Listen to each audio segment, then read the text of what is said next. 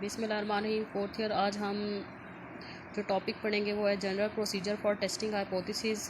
इसमें हम देख लेते हैं कि हमारी जो हाइपोथेसिस के जो स्टेप्स हैं वो क्या क्या हैं। ठीक है, तो सबसे पहले हम देख लेते हैं इसमें हमारे कुछ स्टेप्स होंगे। ठीक है, टेस्टिंग हाइपोथेसिस में हमारे कुछ स्टेप्स होते हैं। तो फर्स्ट स्टेप में हम देख लेते हैं कि आपके हाइपोथेसिस कैसे बनेंगे। ठीक है, फर्स्ट स्टेप में आपका हमेशा हाइपोथेसिस बनता है। ठीक है, तो फर्स्ट स्टेप में आपका इस तरह का भी हाइपोथेसिस बनता है H naught mu is equal to mu naught और H one mu naught equal to mu naught. ठीक है, और आपका इस तरह का भी हाइपोथेसिस बनता है अगर एच नॉट में अगर ग्रेटर दैन और इक्वल टू का साइन है तो एच वन में लेस का साइन होगा, और अगर एच नॉट में लेस दैन और इक्वल टू का साइन है तो एच वन में क्या होगा, ग्रेटर का साइन होगा। एच नॉट और एच वन जो होते हैं हमेशा एक दूसरे के क्या होते हैं, ऑपोजिट होते हैं। अगर आपका इक्वल और नॉट इक्वल का अगर आपका हाइपोथेसिस बन रहा है तो इसको हम क्या कहते हैं, टू टेल टेस्ट। और जिसमें ग्रेटर और लेस के साइन होंगे उसको हम क्या कहते हैं, वन टेल टेस्ट। ठीक है क्लास, सबसे पहले स्टेप में हम क्या बनाएंगे, हाइपोथेसिस बनाएंगे। या तो आप टू टेल टेस्ट से हाइपोथेसिस बनाएंगे या आप वन टेल टेस्ट से हाइपोथेसिस बनाएंगे। तो टू टेल टेस्ट में हाइपोथेसिस आपके क्या होते हैं, इक्वल और नॉट इक्वल, और जिसमें ग्रेटर और लेस के साइन हो वो क्या होते हैं, वन टेल टेस्ट होते हैं। अगर आपका यहाँ पे एच नॉट में ग्रेटर दैन और इक्वल टू है तो एच वन आपका क्या होगा, लेस। अगर एच नॉट आपका ग्रेटर दैन लेस दैन और इक्वल टू है तो एच वन आपका क्या होगा, लेस। ठीक है, तो ये जो आपके हाइपोथेसिस हैं ये आपको जब क्वेश्चन करेंगे तो क्वेश्चन में अक्सर आपको ये हाइपोथेसिस मेंशन होता है। ठीक है, अगर आपको क्वेश्चन में ग्रेटर या लेस की बात कर रहा होता है तो इसका मतलब वो हाइपोथेसिस एच वन का होता है। ठीक है, अगर क्वेश्चन में अगर वो आपको कोई कह रहा है कि ग्रेटर या लेस की कोई वैल्यू दी हो तो इसका मतलब वो हाइपोथेसिस आपका कौन सा होता है, एच वन होता है। और कभी कभी आपके क्वेश्चन में एच नॉट और एच वन दोनों ही गिवन होते हैं। दूसरा स्टेप होता है अल्फ़ा।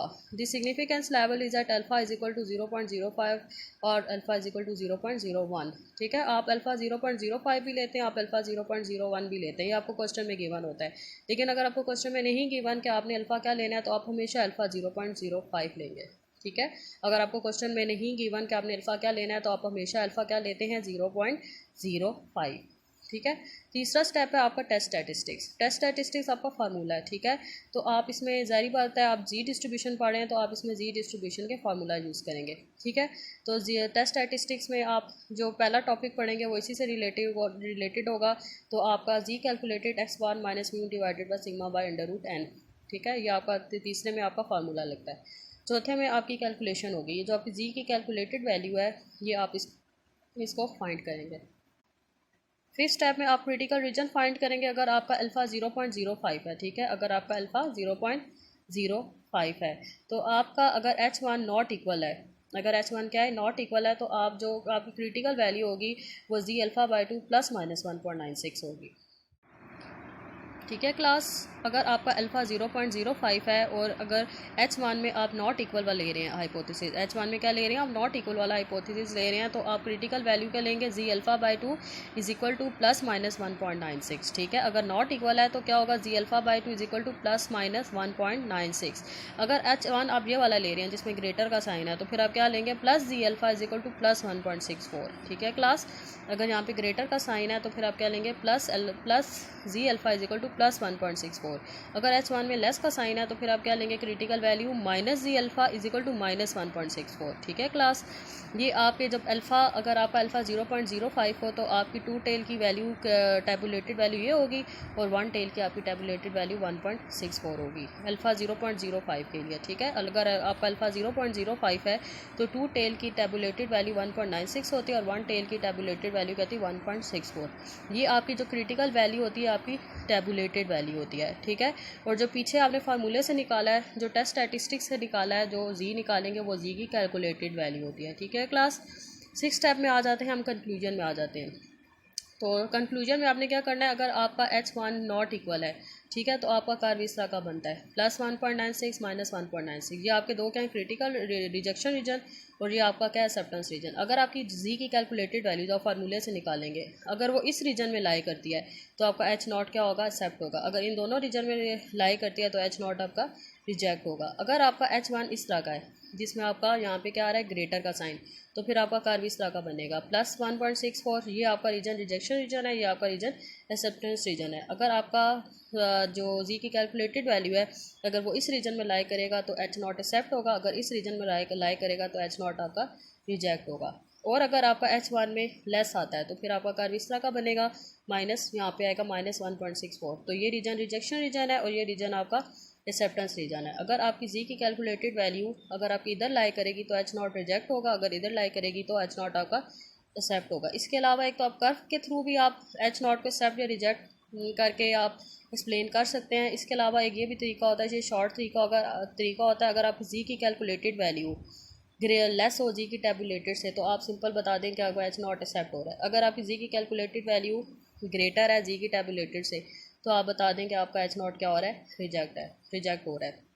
ये दो तरीके, एक तो आप ग्राफ के थ्रू बताते हैं और एक आप सिंपल ये ग्रेटर और लेस के थ्रू भी बता सकते हैं। अगर आपकी जी की कैलकुलेटेड वैल्यू अगर आपकी लेस है जी की टैबुलेटेड से तो H0 एक्सेप्ट हो रहा है, अगर जी की कैलकुलेटेड वैल्यू ग्रेटर है जी की टैबुलेटेड से तो H0 क्या हो रहा है, रिजेक्ट हो रहा है। ये आपके स्टेप्स हैं सारी, ये 6 स्टेप होते हैं हाइपोथेसिस के। इसी 6 स्टेप को आप हर क्वेश्चन में आप अप्लाई करेंगे। फिर आपने कंक्लूजन में फिर ये भी बताना है, अगर आपका H0 सपोज आपका रिजेक्ट हो रहा है तो फिर आप ये स्टेटमेंट लिखेंगे, our calculated value does not fall in acceptance region so we reject H0 and accept H1। अगर आपका H0 रिजेक्ट हो रहा है, अगर सपोज आपका H0 एक्सेप्ट हो रहा है तो फिर आप ये स्टेटमेंट लिखेंगे, our calculated value fall in acceptance region so we accept H0 and reject H1। ठीक है, और ये कुछ वैल्यूज़ हैं। अगर आपका अल्फ़ा 0.1 होगा तो आपकी 2 टेल की वैल्यू ये होगी और 1 टेल की आपकी वैल्यू ये होगी। अगर आपका अल्फ़ा 0.05 है तो आपकी 2 टेल की वैल्यू 1.96 होगी और 1 टेल की वैल्यू 1.645 होगी। अगर आपका अल्फ़ा 0.01 होगा तो आपकी 2 टेल की वैल्यू 2.58 होगी और 1 टेल की वैल्यू 2.33 होगी। आपको वैल्यूज़ आनी चाहिए, आगे आप क्वेश्चन में यूज़ करें। अब सबसे पहले जो मेन टॉपिक पढ़ेंगे वो है testing hypothesis when sigma is known. अब इनसे रिलेटेड आप क्वेश्चन सॉल्व करेंगे। ठीक है, तो पहला टॉपिक है वह testing hypothesis when sigma is known. ये जो सिग्मा इज़ नोन ये जो है टॉपिक है ये सिंगल डाटा सेट के लिए। ठीक है, testing hypothesis when sigma is known single data set, जिसमें आपके पास एक ही डाटा सेट हो, मतलब एक ही वेरिएबल का आपका डाटा हो। सबसे पहले हम ये देख लेते हैं जी डिस्ट्रीब्यूशन आप अप्लाई कब करते हैं। जी डिस्ट्रीब्यूशन आप तब अप्लाई करते हैं जब आपका एन क्या होता है, ग्रेटर दैन 30 होता है। ठीक है, जब भी आपका एन ग्रेटर दैन 30 हो तो उसमें कौन सी डिस्ट्रीब्यूशन लगती है, जी डिस्ट्रीब्यूशन लगती है। जी डिस्ट्रीब्यूशन हमेशा लार्ज सैंपल के लिए होता है, जब आपका सैंपल साइज़ क्या होता है, बहुत लार्ज होता है। ठीक है, जी डिस्ट्रीब्यूशन हमेशा लार्ज सैंपल के लिए होता है। और जी डिस्ट्रीब्यूशन कब अप्लाई होता है, जब आपका एन ग्रेटर दैन 30 होता है। और जी डिस्ट्रीब्यूशन में आपका सिग्मा नोन भी होता है और आपका सिग्मा अननोन भी होता है। सिग्मा नोन हो तो आप नोटेशन ये सिग्मा की यूज़ करते हैं, ये पॉपुलेशन स्टैंडर्ड डेविएशन होता है। और जब सिग्मा अननोन हो तो आप नोटेशन क्या यूज़ करते हैं, कैपिटल एस। ये क्या होता है, सैंपल स्टैंडर्ड डेविएशन। ठीक है क्लास, सिग्मा नोन हो तो नोटेशन क्या होती है, सिग्मा, और सिग्मा अननोन हो तो नोटेशन क्या होती है, कैपिटल एस। ये पॉपुलेशन स्टैंडर्ड डेविएशन है और ये क्या आपका सैंपल स्टैंडर्ड डेविएशन। और वही अब मेन सारे वही स्टेप्स हैं जो मैं आपको पीछे भी बता चुकी हूँ। सबसे पहले आपका हाइपोथेसिस बनता है, ये आपका क्या है 2 टेल टेस्ट, और ये दोनों आपके क्या है 1 टेल टेस्ट। दूसरा स्टेप आपका अल्फ़ा होता है, अल्फ़ा 0.05 होता है, 0.01 होता है। अगर नहीं गिवन तो आप हमेशा 0.05 लेते हैं। तीसरा स्टेप टेस्ट स्टैटिस्टिक्स। अब जो आप टॉपिक पढ़े हैं सिग्मा इज़ नोन वाला, तो sigma is testing hypothesis, sigma is known, तो आप ये वाला फार्मूला अप्लाई करेंगे, x bar minus mu divided by sigma bye √n। जो इससे जी की वैल्यू आएगी ये जी की कैलकुलेटेड वैल्यू आएगी। फोर्थ स्टेप आपका कैलकुलेशन है, आप इसकी जी की कैलकुलेटेड वैल्यू को फाइंड करेंगे।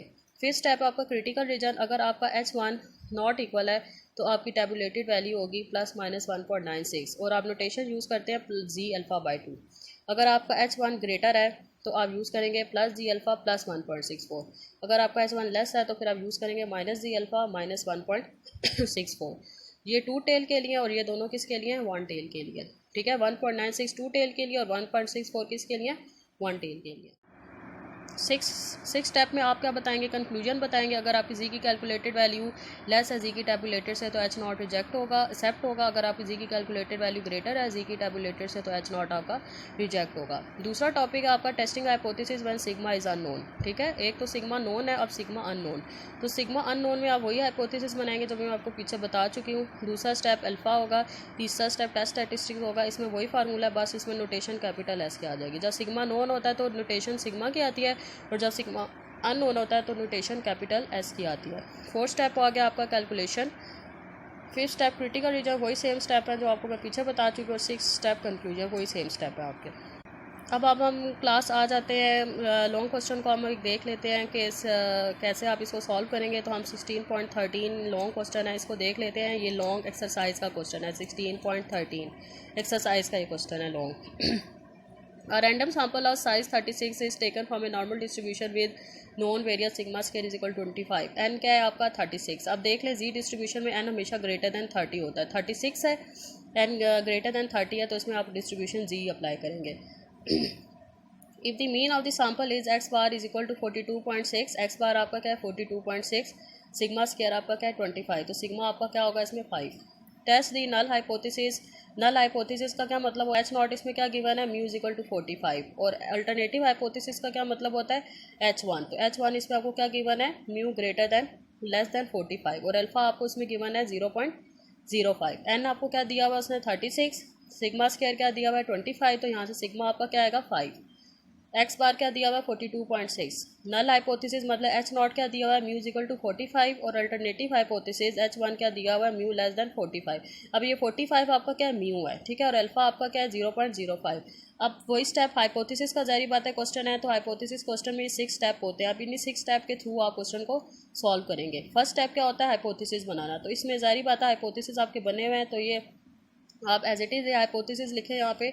और ये कौन सा टेस्ट होगा, वन टेल टेस्ट, क्योंकि लेस का साइन है, तो लेस का साइन जब भी हो ग्रेटर लेस का साइन हो तो वो वन टेल टेस्ट होता है. दूसरा स्टेप आपका अल्फा 0.05. तीसरा स्टेप टेस्ट स्टैटिस्टिक्स. जारी बात है आपका ये सिग्मा इसमें नोन है इस क्वेश्चन में, तो आप ये सिग्मा नोन वाला फार्मूला अप्लाई करेंगे. Fourth step calculation. एन 36 है, सिग्मा स्क्वायर 25 है, तो सिग्मा 5 आ गया. एक्स बार 42.6 और म्यू 45, इसमें पुट किया तो जी की कैलकुलेटेड वैल्यू -2.88 आ गई. फिफ्थ स्टेप आपका क्रिटिकल रीजन. अब आपका h1 म्यू लेस दैन 45 है, तो लेस दैन में अगर साइन हो तो फिर माइनस जी अल्फा लगाते हैं. Minus ji alpha is equal to -1.645, ठीक है. अगर ग्रेटर होता तो फिर प्लस जी अल्फा होता, लेकिन यहाँ पे लेस है तो माइनस जी अल्फा, ठीक है. Minus ji alpha is equal to -1.645. Six step conclusion minus, ठीक है क्लास. फिफ्थ स्टेप आपका क्रिटिकल रीजन है. क्रिटिकल रीजन में आपका h1 क्या था म्यू लेस दैन 45, तो क्या आप लिखेंगे minus ji alpha is equal to -1.645. Six step में आप क्या करेंगे कंक्लूजन, तो आपका -1.645 है, तो -1.645 इस रीजन में इस पॉइंट में आएगा, और ये आपका रीजन कौन सा रिजेक्शन रीजन, और ये आपका रीजन कौन सा एक्सेप्टेंस रीजन. अब आपकी जी की कैलकुलेटेड वैल्यू क्या है -2.88. अब देखें आपका -2.88 इस रीजन में लाया कर है या इस रीजन में लाया कर है, तो आपका -2.88 इस रीजन में लाया कर है, इसके पीछे लाया कर है, तो इसके पीछे इस वैल्यू के जो पीछे रीजन होगा वो सारा रिजेक्शन रीजन होगा, लेकिन उससे आगे जितना भी रीजन होगा ये सारा एक्सेप्टेंस रीजन है. लेकिन आपका -2.88 इस -1.64 के पीछे लायक आ रहा है, रिजेक्शन रीजन में लायक आ रहा है, ठीक है. तो इसका क्या मतलब है, जब आपका -2.88 रिजेक्शन रीजन में लायक आ रहा है, इसका मतलब आपका एच नॉट क्या हो रहा है रिजेक्ट हो रहा है, ठीक है.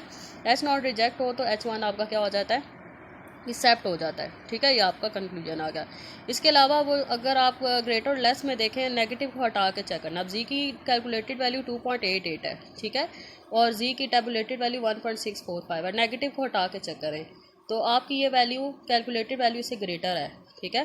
2.88 और 1.645 कैलकुलेटेड वैल्यू ग्रेटर आ रही है, तो तब भी आपका रिजल्ट एच नॉट क्या हो रहा है रिजेक्ट हो रहा है, ठीक है. ग्राफिकली तरीके से भी वही है, और अगर आप दूसरे तरीके से देखें तब भी आपका एच नॉट क्या हो रहा है रिजेक्ट. लेकिन नेगेटिव को हटा के चेक करना है हमेशा. जब भी अगर आपने कैलकुलेटेड टैबुलेटेड को आपस में कंपेयर करके रिजल्ट चेक करना है विदाउट ग्राफ, तो आपने नेगेटिव को हटा के चेक करना है, नेगेटिव साइंस को हटा के चेक करना है. तो 2.88 बड़ा है इससे 1.645 को, तो जी की कैलकुलेटेड वैल्यू जब भी जी की टैबुलेटेड से बड़ी हो तो एच नॉट क्या होता है रिजेक्ट होता है. अगर ये छोटी होती इससे तो तब एच नॉट आपका क्या होता एक्सेप्ट होता. ठीक है क्लास, अब आपको ये क्वेश्चन समझ आ गया. बाकी आपके जितने भी सिग्मा नोन और अननोन के क्वेश्चन हैं ये आप सॉल्व करें. ठीक है, अल्लाह हाफिज़.